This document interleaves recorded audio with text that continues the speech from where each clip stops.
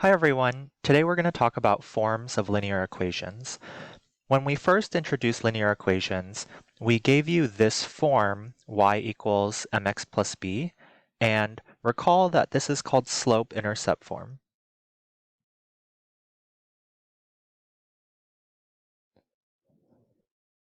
Now, another form that we can look at is called standard form. An equation of the form ax plus by equals c, where a, b, and c are all real numbers, is said to be a linear equation in standard form. And if you don't know what a real number is, that's just a number that can be found on a number line, which is most of the numbers that we are used to. So there are advantages to either form of a linear equation. In standard form, it is typically easier to figure out the x and y intercepts. In slope-intercept form, it's typically easier to find the slope and the y-intercept. So let's look at an example. It says find the x and y intercepts of the linear equation 5x plus 3y equals 10, then change the equation into slope-intercept form. So remember, if I made an xy or if we want to call it a t-table, the x-intercept is the point where the y value is 0, and the y-intercept is the point where the x value is 0. And so we can calculate both of these. So this is associated with the x-intercept, and this ordered pair is associated with the y-intercept. So let's calculate the y-intercept first.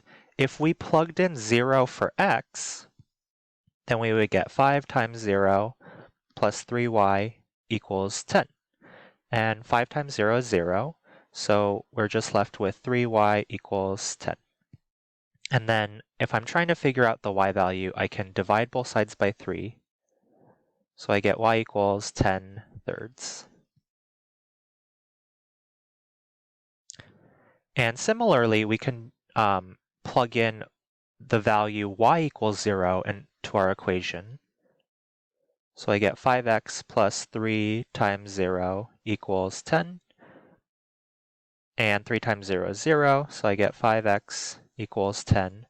And then if I divide both sides by 5, we get x equals 2. Okay? And so let's just write those out as ordered pairs so it's very clear we understand that the x-intercept is the point or the ordered pair 2, 0, and the y-intercept is the point 0, 10 thirds. And so we usually want to box our answer, so there we go. And always make sure to read the question thoroughly because it also asks us to change the equation into slope-intercept form. And remember, that's y equals mx plus b. So let me start with the equation that we're given. And basically, we're trying to solve this for y. So what I'm going to do is I'm going to subtract 5x from both sides. So we get 3y equals negative 5x plus 10. And then I'm going to go ahead and divide both sides by 3. And we get y equals negative 5 thirds x plus 10 thirds. So that's our second part to our final answer. Okay, let's move on to example 2. It says change the equation y equals 5 halves x minus 2 into standard form.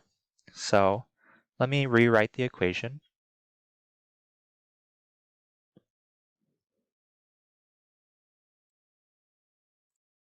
So our goal is to get this to look like some number times x plus some number times y equals some number. And so we're going to do that. Basically, you see that we want to have both the x term and the y term on the same side. So I'm going to subtract 5 halves x from both sides. And if I do that, then we have negative 5 halves x plus y equals negative 2. And that's actually our final answer for the standard form, because our a value is -5/2. Our b value, even though it doesn't look like there's a number in front of the y, really there's a 1 there, because 1 times y is just y. And then our c value is -2. So this here is our final answer. Let's move on to the next part. It says, what are the x and y intercepts of the linear equation in part A? And so now that we have it in standard form, it's going to be a little bit easier for us to figure out the intercepts. So I have -5/2 x plus y equals -2. If it helps you, you can make the t-table. If it doesn't, that's fine. So I'm going to put 0 in both of those locations. And so let's plug in 0 for x.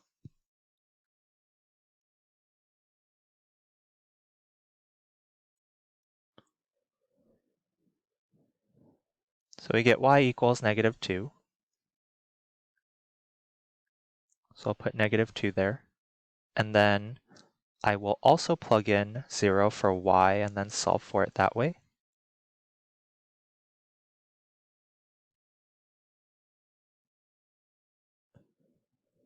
So I have -5/2 x equals -2. I am going to multiply both sides by 2. So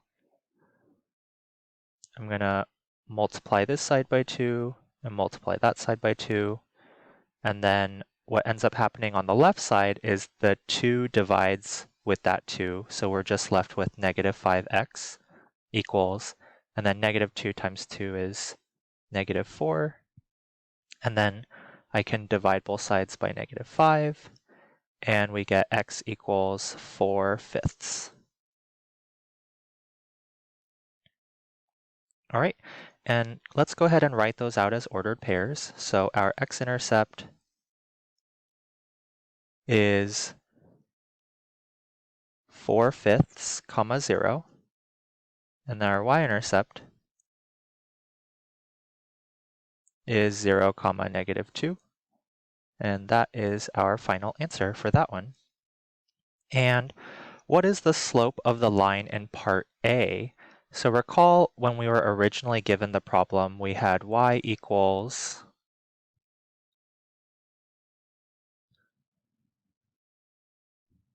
5/2 x minus 2. So it was this equation right here. Y equals 5/2 x minus 2. And in slope-intercept form, it's y equals mx plus b. So the numeric value in front of the x represents our slope. So the slope is equal to 5/2.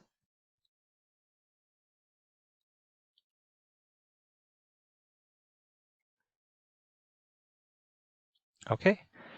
And then part D says sketch a graph of the line from part A and label the x-intercepts, or sorry, label the intercepts on your graph. So let me just draw in my axes. This is my y-axis, this is my x-axis. I'm going to use a different color to graph it. Our y-intercept we found in the previous problem was 0, -2. So I'm going to plot that. Usually if you see a grid like this and you don't see numeric values on the tick marks, usually we assume that each tick mark represents 1 unit. So I'm going to go ahead and assume that. So I move down from the origin, or the center, I move down 2 units. So that's 0, -2 there. And we know that the x-intercept was 4/5, 0. But another way that we could figure out a point on our graph is by using the slope. And so it actually turns out that normally in textbooks, we'll often call the numerator the rise value and the denominator the run value. All that means is from this point that we graphed, our y-intercept, we could move up 1, 2, 3, 4, 5 units. and we could move over 2 units, and that could actually get us the next point. And so that point is 2, 3. Let's just verify that that exists on our line. So x, y, 2, 3. What that means is if I plug in 2 for x, my y value should be 3. Let's see if that happens. So I have y equals 5/2 times 2 minus 2. And there's a couple ways we could think about this, but the 2's will divide out, and 2 divided by 2 is 1, so we get 5 minus 2, which equals 3. So it checks off, and that point does exist on our graph. So I'm going to go ahead and connect these 2 points.